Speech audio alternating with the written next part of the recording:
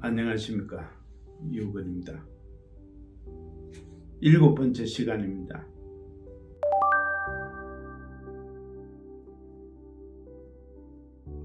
오늘은 표현의 매력을 확보하기 위해서 노력하자 라는 제목으로 말씀드리고자 합니다.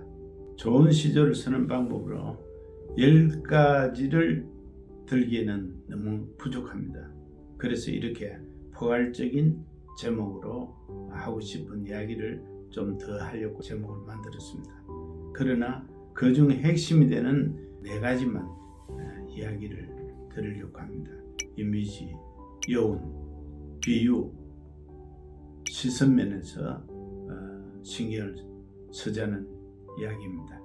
먼저 이미지에 대해서 말씀드리겠습니다.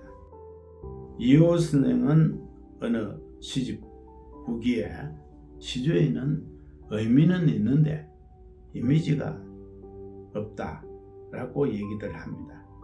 이는 후학들이 해결해야 할 과제다, 이런 이야기를 하셨는데 그만큼 이미지가 중요하다는 거죠. 현대시는 이미지가 시의 중심이라고 할 수 있습니다. 이미지가 시의 중심을 이루고 있으니까요. 좋은 시인은 좋은 이미지를 만들 줄 아는 사람이다, 이렇게 해도 과언이 아닐 겁니다. 이미지를 잘 표현한 시를 한 편 소개해 드리겠습니다.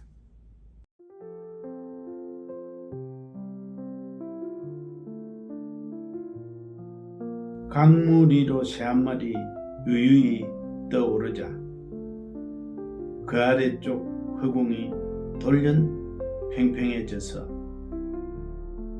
물결이 참지 못하고 일제히 퍼득거린다. 물속에 숨어있던 수천의 새떼들이 젖은 날개죽지 툭툭 들며 솟구쳐서 한순간 허공을 찢는다. 오, 저 파열음!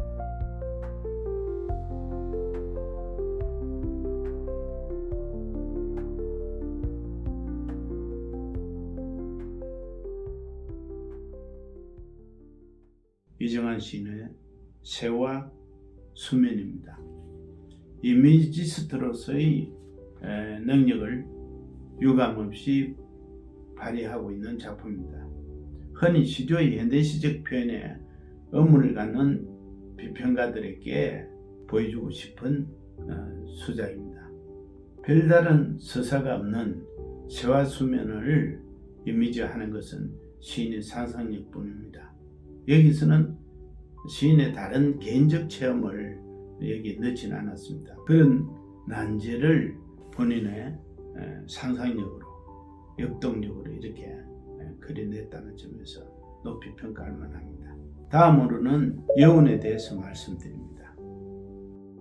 특히 그 단시의 경우 여운이 많아야 매력적인 시가 될 수 있다고 생각합니다. 2011년 그 애리조나 그 총기 난사 사건 때 추모 연설을 하면서 오바마 대통령이 희생자 이름을 부릅니다.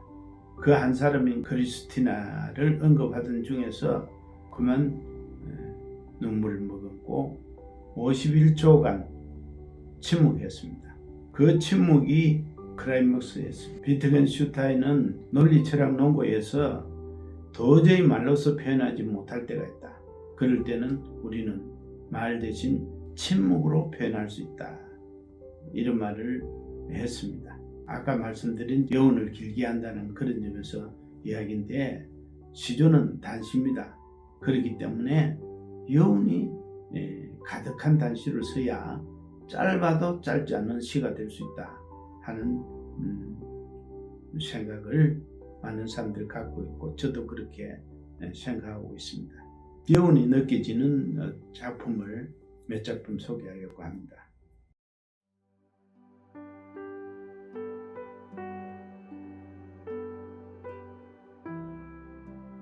노루름 다사가 표고버섯 피는 성내산, 산더덕 씨 뿌리는 소리로 비가 옵니다. 무덤이 새처럼 앉은 내 생각의 망초꽃.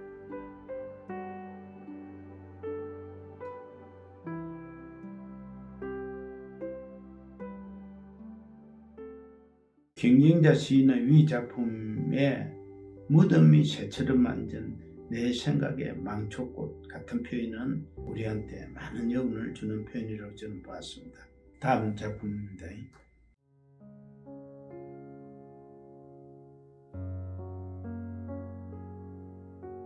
소원 따위는 없고 빈하늘에 부끄럽다.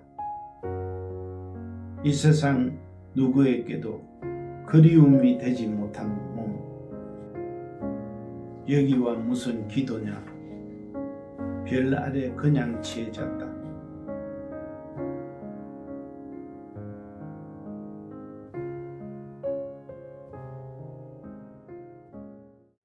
김원각 시인의 남의 보리함에서입니다. 김원각 시인은 원래 선임이었고 환속해서 또 일반 사생활을 했죠. 남의 보리함까지 가서 기도 대신 취해서 잤다는 그런 내용인데, 이 세상 누구에게도 그리움이 되지 못한 몸이라는, 어떻게 보면은 육성적으로 느껴지는 비탄의 표현이지만 그 성찰의 일면이 노정되어서 오히려 진솔함을 느끼게 됩니다. 그런 시적 분위기에서 독자들은 그의 생에 대해서 여러 가지 상상하고 또 그것이 자기의 어떤 생애를 상상하는 것으로 전이될 수 있는 상당히 여운이 있는 작품이다. 저는 그렇게 봤습니다. 그 다음에 막스 자콥이라는 사람이 쓴 작품이 있습니다.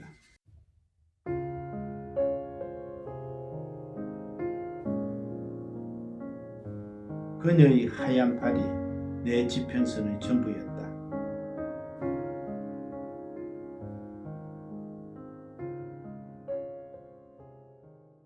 유대계 프랑스 시인 막스 자콥의 이 작품은 널리 알려진 명시입니다. 이 시 역시 많은 여운을 안고 있습니다. 해석은 독자마다 다르게 느낄 수 있습니다만, 사랑의 시로 본다 하더라도 그녀의 하얀 팔이 내 지평선의 전부였다 이렇게 표현했을 때 팔과 지평선의 그 대비, 그 상상의 묘미는 상당하고 또 우리한테 사랑의 감정을 얼마든지 일으킬 수 있다, 많이 일으킬 수 있다 이런 생각을 했습니다. 세 번째로는 이제 비유에 대해서 이야기를 하고자 합니다. 우리가 알고 있는 바와 같이 시는 비유의 문화입니다. 둘러서 빗대어서 표현해야 되기 때문에 비유는 시에서는 반드시 필요하고, 이 비유를 효과적으로 잘 이렇게 나타내므로 해서 시가 상당히 격이 높아지고 그렇습니다. 비유는 알고 있는 바와 같이 원관념과 보조관념 사이에 유추가 이루어질 수 있어야 됩니다. 그러나 그 통로가 너무 넓으면은 평범한 비유가 되고, 통로가 너무 아주 좁을수록 새로운 비유가 될 수 있습니다. 그래서 폭력적 결합이라든지 이런 이야기가 나오는 이유가 거기에 있겠죠. 정환영 시인이 감을 노래하면서 한국 천년의 시장기여라고 표현한 것이라든지, 이중관 시인이 부엌의 불빛을 노래할 때 어머니 무릎 같다고 표현한 것은 두고두고 잊어지지 않는 뛰어난 비유라고 저는 생각을 합니다. 마지막으로 시선에 대해서 말씀드리겠습니다. 어떻게 대상을 남과 다르게 바라볼 수 있느냐 하는 얘기입니다. 만일 예를 들어서 꽃과 나비라고 했다면 이거는 누구나 느낄 수 있는 것입니다. 꽃과 도둑을 연결한다면 또 달라질 수 있겠죠. 이 작품 하나를 소개해 드립니다. 박기섭 시인의 꽃 중에서 한 부분입니다.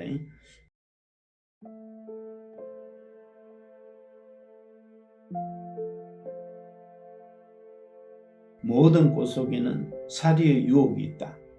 집단 사리된 꽃의 각한 젖이치여 그나마 잔뼈를 추린 그릇 하나구나.